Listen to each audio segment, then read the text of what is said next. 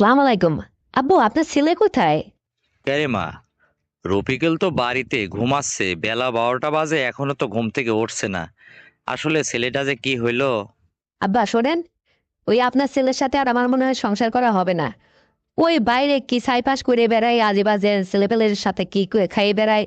ওই রকম মানুষের সাথে কি জীবন সংসার করা যায় আপনি বলেন?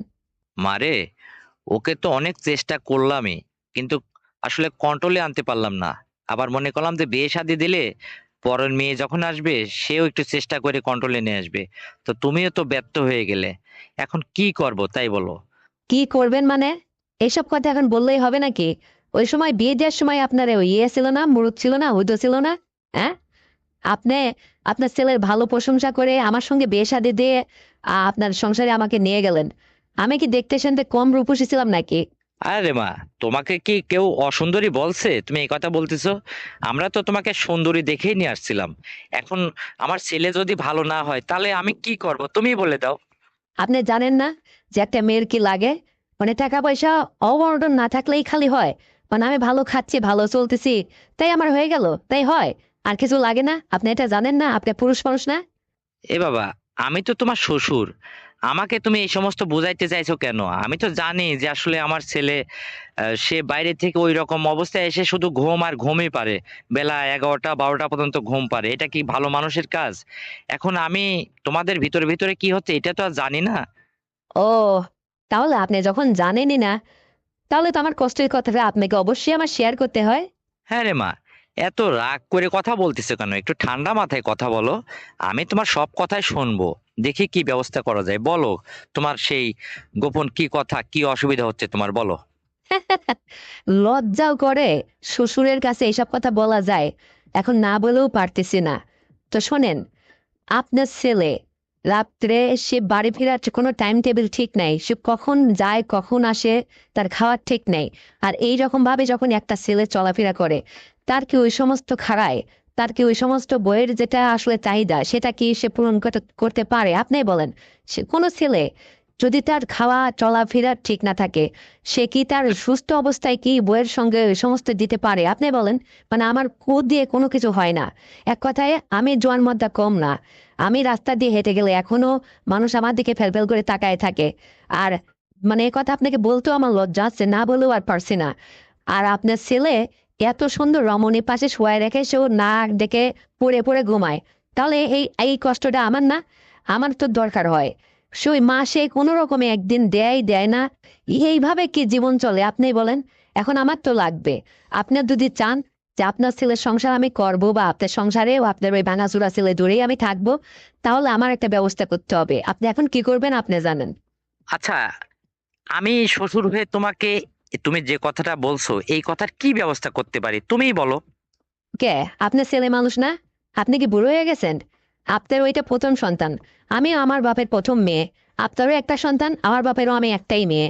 আপনি কি বুড়ো হয়ে গেছেন? নেকা করেন আপনি? আপনি এখনো যে আপনার ছেলে চেয়ে বেশি জোয়ান। আপনি চাইলেই পারেন, পারেন না আপনি? বাবারে, ওই তোমার শাশুড়িকেও আমার চালাতে হয়, আবার তোমাকেও আমি এদিকে চালাবো? আমি একলা কি করে পারবো, আমি যতই জোয়ান হই। ও, এখন পারবেন না? মুরদ নেই? তাহলে ঠিক আছে, আমি আমার বাবার বাড়ি থেকে আর আপনার বাড়িতে আসবো না। আপনার ছেলের একটা ব্যবস্থা করে বিয়ে শাদী অন্য জায়গায় দিয়ে দেন গা। আপনার সংসারে আমি যাব না। হয়েছে তো? যেহেতু আমার তো লাগবে। আমি এই যৌবন ভর্তি একটা মেয়ে, আপনার সংসারে শুধু খাবার খেয়ে পড়ে থাকলেই যে আমার দিন যাবে? আমার লাগবে না।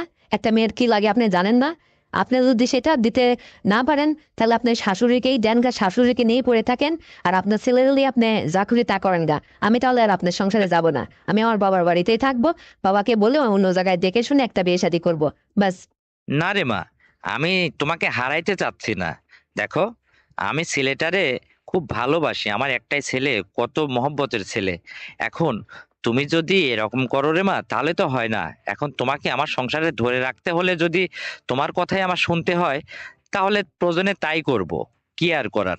শ্বশুর হয়ে এখন বলেও বলতেও পারতেছি না, লজ্জা লাগে, তবু এখন তোমার কথাই তো রাজি না হয়ে আর পারতেছি না। তাহলে আব্বা, আপনি আমাকে চালাতে পারবেন তো? মানে ওই ওই সমস্ত করতে পারবেন তো, দিতে পারবেন তো ঠিকঠাক মতো? সপ্তাহে 3টা দিন আমাকে দিতে হবে, পারবেন আপনি? এখন না পারলেও পারতে হবে, পারবো না এই কথাটা ভুল। ছেলে চাই তো বেশিই পারবো, কিন্তু সেটা তো বড় কথা না। এখন তোমার শাশুড়িও তো চ্যাংড়া মানুষ, তাকেও তো চলাতে হয়, এটা বিবেচনা করে তুমি কথাটা বলো। ও, এখন আবার আপনি দুই ভাগে ভাগ হচ্ছেন না? আমি ওই সমস্ত বুঝি না।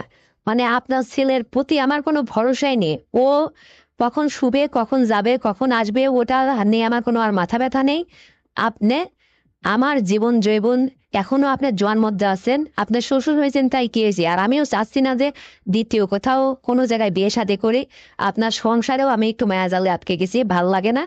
এখন আপনার ছেলে যাই হোক না হোক, আর যাই হোক না হোক, মাতাল হোক আর যাই হোক, ওটা আমার ম্যাটার করে না। আপনি আমাকে ঠিকঠাক মতো নিয়মিতভাবে, মানে যেভাবে আমি চাইবো সেভাবে দিতে হবে। যদি পারেন তাইলে আপনি এসে আমার বাপের বাড়ির থেকে নিয়ে যাবেন। কিন্তু বাবারে, বাড়িতে এই সমস্ত তুমি কখন আমাকে সময় দেবে? মানে বাড়ি ভর্তি লোক থাকে, আমি তো তোমার পাশের রুমেই ঘুমাই, এখন কিভাবে সেটা সম্ভব? তুমি একটু আমাকে বলে দাও, তাছাড়া যদি আবার তুমি আমাকে দায়ী দায়ী করো তাহলে। শোনেন বাবা, আপনার ছেলে সঙ্গে আজ 2টা বছর আমার বিয়ে হয়েছে, কোনো দিন ওই রাত 2টার আগেও বাসায় ফেরে না। এটা আমি গ্যারান্টি, কোনো দিন রাত 2টার আগেও বাসায় ফেরে না।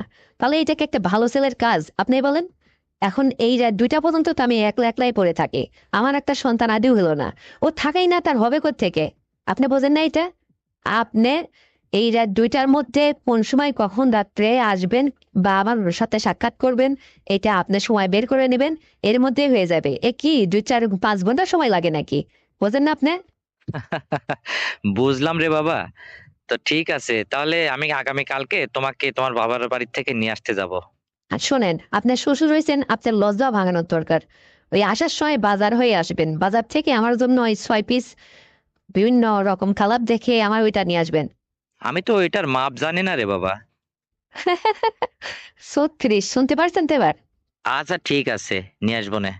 শোনেন, আব্বা অফিসে চলে যায়, মা ওই যে প্রাইমারি স্কুলের মাস্টারি করে, সে ওই স্কুলে থাকে, আমি বাড়িতে একাই আছি। আপনি আসে এটা নিজে হাতে আমাকে কিন্তু এটা পড়াই দিবেন। আপনার লজ্জাকে ভাঙাতে হবে, তা না হলে ওখানে যাই আপনি ওই পুত পুত করবেন, তা হবে না কিন্তু। তাই বলে দিনের বেলায়? হ্যাঁ, তাতে কি হয়েছে, প্রয়োজনে এখানেই একবার হয়ে যাবে। আব্বা মা ওই স্কুলে আর অফিস থেকে আসতে আসতেই, মানে তারা তো ওই 3টা 4টার আগে ফেরে না। এখানেই যে একবার হয়ে যাবে। আমি এখান থেকে টেস্ট করব, মানে এখান থেকে একবার হয়ে যাবে। আমার কথা বোঝেন নাই?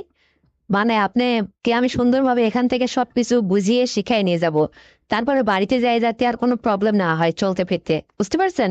আপনার নিজে হাতে ওইটা আমাকে সুন্দরভাবে পড়ায় আমাকে দুদণ্ড তাকায় দেখবেন। মানে শাশুড়ি আর আমার মধ্যে একটু ব্যবধান খুঁজে পাবেন। সুন্দরী কাকে লাগে, কাকে দেখতে আপনার চোখে ভালো লাগে, এইটা আপনার নিজের মধ্যে আগে উপলব্ধি করবেন। তারপরে আপনাকে খুশি করতে যা করতে হয় সেটা আমি করব। আরে আপনার নিজের লোভে পড়েই আমাকে এটা নিজের থেকে করতে চাইবেন? মানে আমার তো কোনো কিছুই আপনার ছেলে আজ পর্যন্ত ইয়েই করতে পারেনি, মানে নড়াচড়াই করতে পারেনি। আপনি সুন্দরভাবে এটা পরিচালনা করবেন, সুন্দরভাবে নিজে দেখে শুনে আপনার মন খুশিতে ভরে যাবে। মনে হবে কি যে আপনি একটা নতুন জীবন পালেন আজকের থেকে, বুঝতে পারছেন? আপনি এই নিয়ে কোনো লজ্জাও করবেন না, কোনো চিন্তাও করবেন না। আমি আপনাকে উজাড় করে সবকিছু দিব। শুধু আপনি সুন্দরভাবে আমাকে জীবনটা পরিচালনা করার জন্য একটু সাহায্য করেন।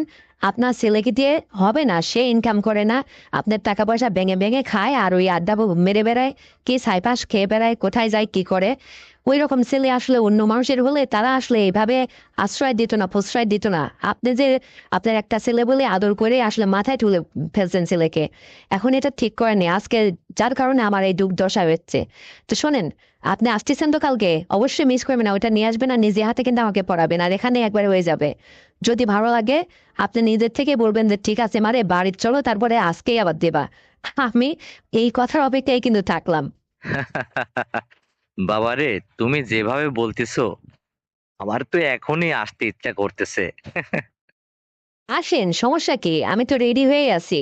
দেখেন, মানে এইভাবে পড়ে থাকতে থাকতে সবকিছু ছোট হয়ে গেছে, মানে কোনো কিছু ব্যবহার না হলে সে জিনিসটা কি হয়। আর এই জিনিসটা আপনি পাইলে যে কতটা খুশি হবেন বাবা, আমি আপনাকে বোঝাইতে পারবো না। মানে অনেক খুশি হবেন। মানে আজকে যেন আপনি নতুন ভাবে জীবন সংসার শুরু করলেন। আপনি দেখবেন যে কিছুদিন আমার সঙ্গে এইভাবে চলতে শাশুড়িকেই মানে ভুলে যাবেন। এত সুন্দরভাবে আমি আপনাকে খুশি করব। আমার নেই কি, হ্যাঁ, আমি একটা নাদোষ নদোষ জোয়ান মতা মেয়ে কোলবরা, আরে আমাকে কত ছেলে পাওয়ার জন্য পাগল হয়ে আছে। আর সেইটা আপনার ছেলের আসলে কপাল পোড়া, আমার মতো রমণীকে পেয়ে জীবন সংসার সে করতে পারলো না, আসলে এটা তার ব্যর্থতা। আর এই জন্য আমি নিজের মান ইজ্জত বজায় রাখার জন্য শ্বশুরের কাছে এটা চাইছি। তাহলে কতটা আমি মানে ব্যথিত আপনি এটা বোঝেন, উপলব্ধি করেন। আমি বাধ্য হয়ে, এখন আপনি যদি বুড়ো শ্বশুর হতেন তাহলে তো আর আপনার কাছে আমার চাওয়ার কিছু থাকতো না, নিশ্চয়ই আমি তখন আমার বাবার সংসারে এসে আমাকে নতুন ছেলে খুঁজতে হতো। যখন আপনার একটা উপায় আছে, আপনি মানে হ্যান্ডসাম একটা যুবক শ্বশুর আমার, তাহলে আপনাকে দিয়ে তো আমার বাকি লাইফটা তো পার করাই যায়। আর এর মাঝখানে আপনার ছেলে তো একসময় ভালো হতেও পারে, তাই না? এই জন্যই তো আপনাকে এই কিছুটা দিন আমাকে এইভাবে চালাইতে হবে। আপনি ঠিকঠাক মতো আমাকে দেবেন, দেখবেন খুব ভালো লাগবে। আর আপনাকে দিয়ে আমারও হবে, কারণ আপনি তো জোয়ান মাত্রা কম না, দারুণ ভাবে আপনি সংসার পরিচালনা করতে পারবেন, আমার কোনো অভাবই থাকবে না। আর আপনিও দারুণ তৃপ্তি পাবেন আব্বা। তো ঠিক আছে, আমি রাখতেছি। ওই আপনি আজকে না, আপনি আগামী কালকেই আসেন। আর ওইটা কিন্তু নিয়ে আসবেন, কিন্তু আনতে ভুলবেন না। আচ্ছা, নিয়ে আসবো নে। তো ঠিক আছে, রাখো, আল্লাহ হাফেজ। তো বন্ধুরা, শ্বশুর আর আমার এই সংলাপটি শুনে তোমাদের কেমন লেগেছে অবশ্যই কমেন্ট করে কিন্তু জানাবে। আর তুমি যদি আমার চ্যানেলে নতুন হয়ে থাকো তাহলে এক্ষুনি সাবস্ক্রাইব করে দাও, ভিডিওতে একটা লাইক দাও, আর শেয়ার করে তোমার কাছের বন্ধু বান্ধবকে শোনার সুযোগ করে দাও। আর হ্যাঁ বন্ধুরা, আগামীকাল আরো সুন্দর গল্প নিয়ে আসছি। ততক্ষণে সবাই তোমরা নিজের স্বাস্থ্যের যত্ন নিও, ভালো থাকবে, অপেক্ষায় থাকো। আল্লাহ হাফেজ।